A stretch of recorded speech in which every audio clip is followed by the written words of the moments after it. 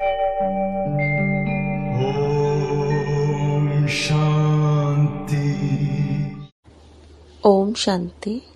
आज 13 जुलाई 2026 दिन सोमवार की साकार मुरली। आइए अब सुनते हैं मीठे मीठे बाप दादा के मधुर महावाक्यों को।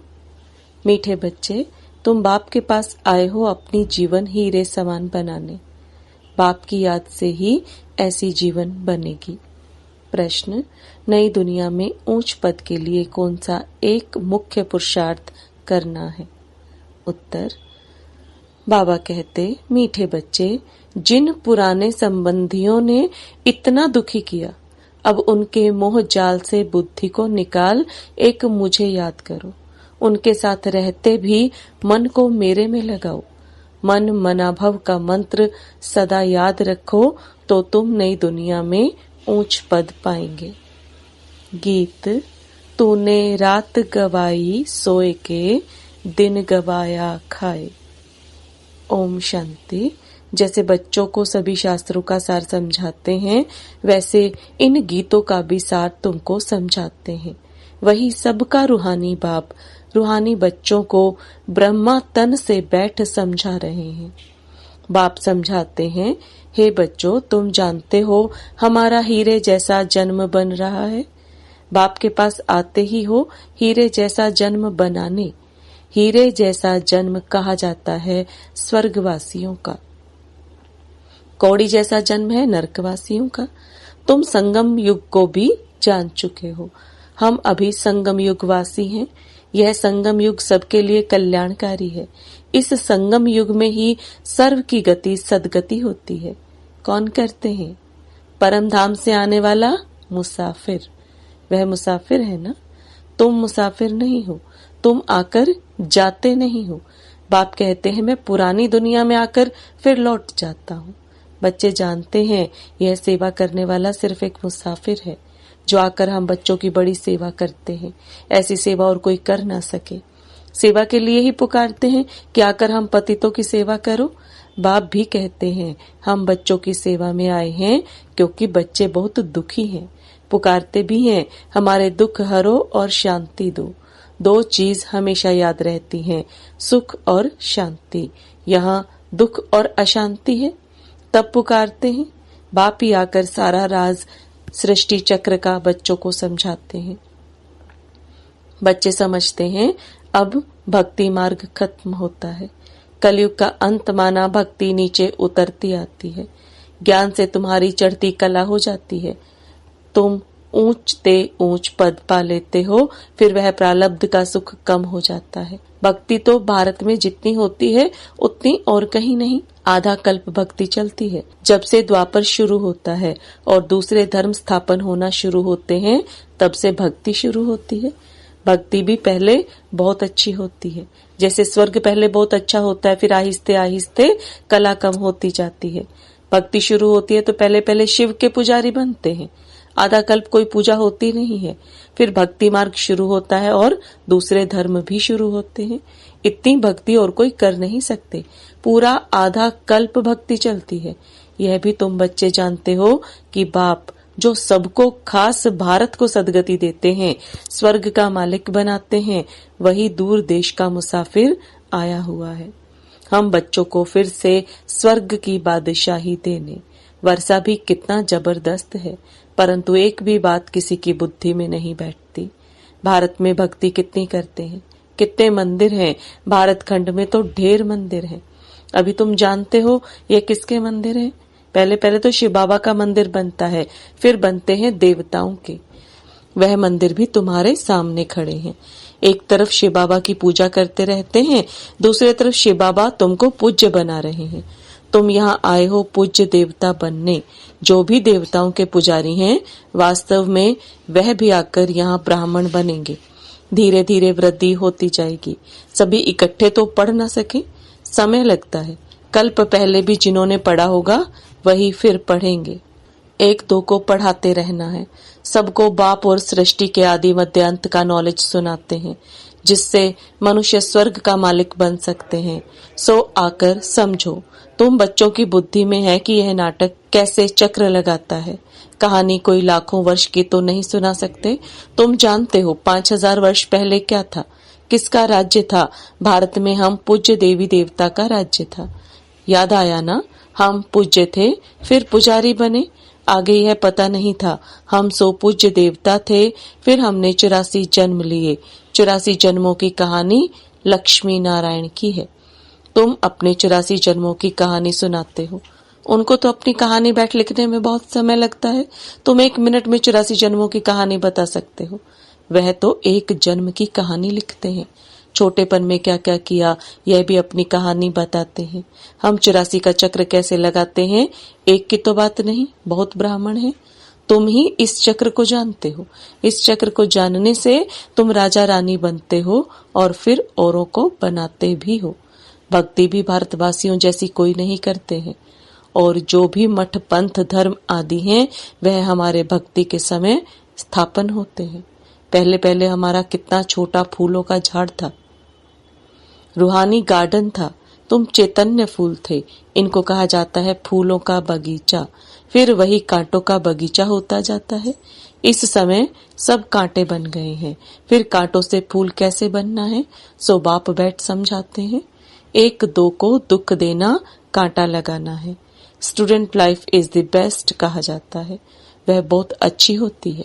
बच्चे बच्चियां बड़ी खुशी से पढ़ते रहते हैं। शादी की और 1-2 को कांटा लगाना शुरू किया। सतयुग में कोई कांटा नहीं लगाते। अभी तुम फिर फूल बनते हो। तुम जानते हो भारत स्वर्ग था तो कितने अपार सुख थे। सोने की खानियां थी, अभी वह खाली हो गई है। फिर तुमको सोना भरपूर मिलेगा। भारत में ही सोने हीरे जवाहरात की खानियां थी। उस समय अमेरिका आदि कुछ भी नहीं होता, बॉम्बे भी नहीं होती। वंडर है ना, कलयुग के अंत में कुछ भी सोना देखने में नहीं आता। फिर सतयुग आदि में इतनी सोने की खानियां भरतू हो जाती हैं, सोने के महल बन जाते हैं। वंडर है ना, वहाँ खानियों से कितना ढेर सोना निकालते हैं। जैसे यहाँ मिट्टी की ईंटें बनती हैं वैसे वहाँ सोने की ईंटें बनती हैं। माया मच्छंदर का खेल दिखाते हैं ना, ध्यान में देखो, यहाँ तो सोना ही सोना है। बरोबर सतयुग में सोना होगा। यहाँ तो देखो मिट्टी की ईंटें भी नहीं मिलती हैं। जितनी यहाँ ईंटें पैसे से मिलती हैं उतनी वहाँ सोने की ईंटें मुफ्त मिलती हैं। रात दिन का फर्क है तो क्यों नहीं पुरुषार्थ करना चाहिए नई दुनिया में ऊंच पद पाने का। यहाँ मोह जाल में क्यों फंसे। बाप कहते हैं पुराने संबंधों में तुम कितना दुख उठाते हो। बाबा ऐसे नहीं कहते कि इनको छोड़ दो।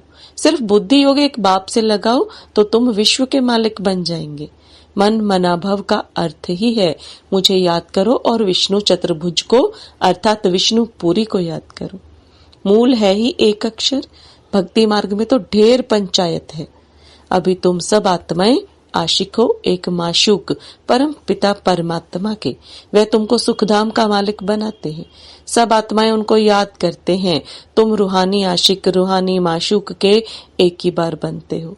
बाकी तो सब मनुष्य हैं जिस्मानी आशिक माशूक। अभी बेहद के आशिकों को बेहद का माशूक आकर मिला है। उनको कहते भी हैं आओ आकर हमको पतित से पावन बनाओ। एक को ही पुकारते हैं। तुम जानते हो हमारी आत्मा पतित बनी है इसलिए पुकारते हैं पतित पावन आओ। कुंभ का मेला लगता है, कितने जाकर गंगा स्नान करते हैं, फायदा कुछ भी नहीं। पावन कोई भी बनता नहीं। अभी बाप आकर ज्ञान वर्षा करते हैं। तुम्हारे ऊपर ज्ञान की वर्षा हो रही है जिससे फिर कांटों का जंगल फूलों का बगीचा बन जाएगा। तुम जानते हो हमारा जब राज्य होगा तो वहाँ कोई पतित होगा ही नहीं। सारे विश्व पर ज्ञान वर्षा हो जाती है। सब कुछ हरा भरा हो जाता है। खानियां भी हीरे ज्वारों की नई बन जाती हैं। अब तुम बच्चों को कितना खुशी में रहना चाहिए। सम्मुख देखते हो बेहद का बाप बैठ समझाते हैं कि तुम मुझे याद करो तो तुम्हारे विकर्म विनाश हो। भल तुम कहाँ भी बैठो, स्नान करो, बुद्धि में बाप की याद रहे। वहां तो याद करने की फुर्सत नहीं। बाप को जितना याद करेंगे उतनी कमाई है। याद से ही कमाई है। ऐसा कभी सुना है कि याद से कमाई होती है? कितनी बड़ी कमाई है। तुम विष्णुपुरी के मालिक बन जाएंगे। तुम जानते हो हम आत्माओं का बाप निराकार है, उसने इस शरीर का आधार लिया है। भागीरथ का भी वर्णन है ना, भाग्यशाली रथ, जिस रथ पर परम पिता की परम आत्मा सवार होती है। आत्मा का रथ जब तैयार होता है तो झट आत्मा आकर प्रवेश करती है। बाप को तो इस रथ में आकर सिर्फ नॉलेज देनी है। इनके भी बहुत जन्मों के अंत के जन्म में जब वानप्रस्थ अवस्था होती है तब बाप कहते हैं मैं आकर इनमें प्रवेश करता हूँ अथवा इस रथ में विराजमान होता हूँ। बाकी कोई घोड़े गाड़ी के रथ की बात नहीं है। अभी तुमको यह ज्ञान मिला है। बाप बैठ सम्मुख तुम बच्चों को समझाते हैं। तुमको तो बहुत खुशी होनी चाहिए। ICS का इम्तिहान पढ़ते हैं तो बड़ा नशा रहता है। वह होता है सबसे ऊंच इम्तिहान। तुम्हारी भी यह पढ़ाई है, यह भगवान की पाठशाला है। अब प्रश्न उठता है भगवान कौन? क्या श्री कृष्ण या शिव बाबा? सबका भगवान कौन है सिवाय एक निराकार के? सब तो श्री कृष्ण को मानेंगे नहीं। सभी आत्माओं का बाप वह निराकार परम पिता परमात्मा है। वह सदैव परम धाम में रहते हैं, एक ही बार आते हैं बच्चों को स्वर्ग का मालिक बनाने। तुम जानते हो वही बाबा कल्प कल्प आकर हमको रंक से राव बनाते हैं। भारत अब रंक है ना, फिर दूसरे जन्म में क्या बनना है?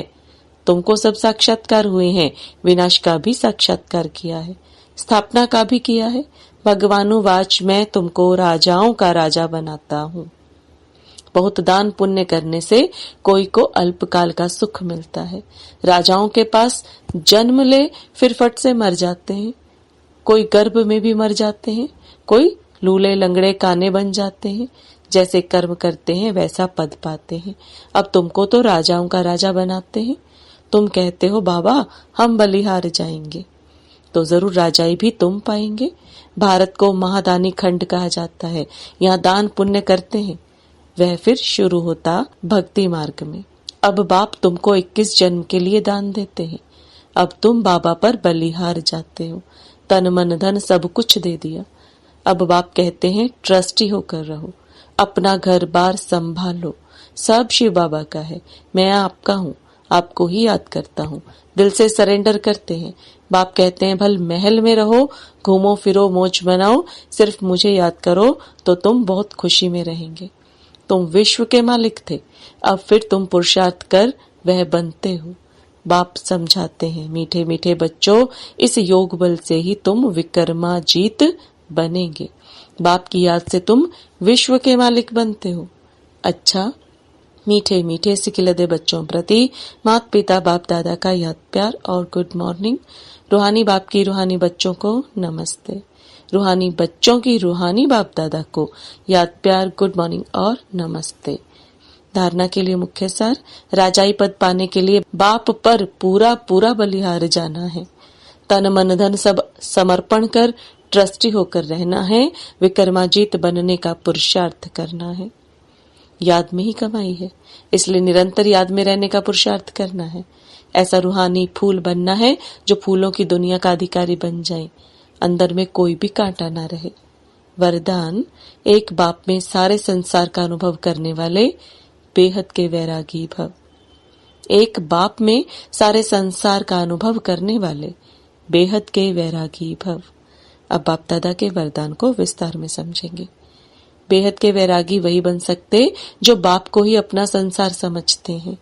जिनका बाप ही संसार है वे अपने संसार में ही रहेंगे, दूसरे में जाएंगे ही नहीं तो किनारा स्वतः हो जाएगा। संसार में व्यक्ति और वैभव सब आ जाता है। बाप की संपत्ति सो अपनी संपत्ति। इसी स्मृति में रहने से बेहद के वैरागी हो जाएंगे। कोई को देखते हुए भी नहीं देखेंगे, दिखाई ही नहीं देंगे। स्लोगन, पावरफुल स्थिति का अनुभव करने के लिए एकांत और रमणीकता का बैलेंस रखो। पावरफुल स्थिति का अनुभव करने के लिए एकांत और रमणीकता का बैलेंस रखो। यह व्यक्ति इशारे ज्वाला स्वरूप स्थिति में रह शक्तिशाली याद का अनुभव करो।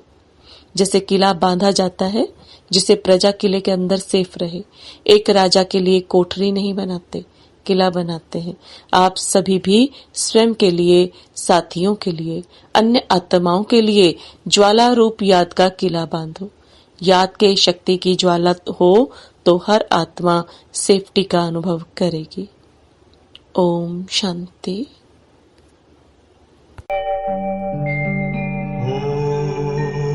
Om Shanti.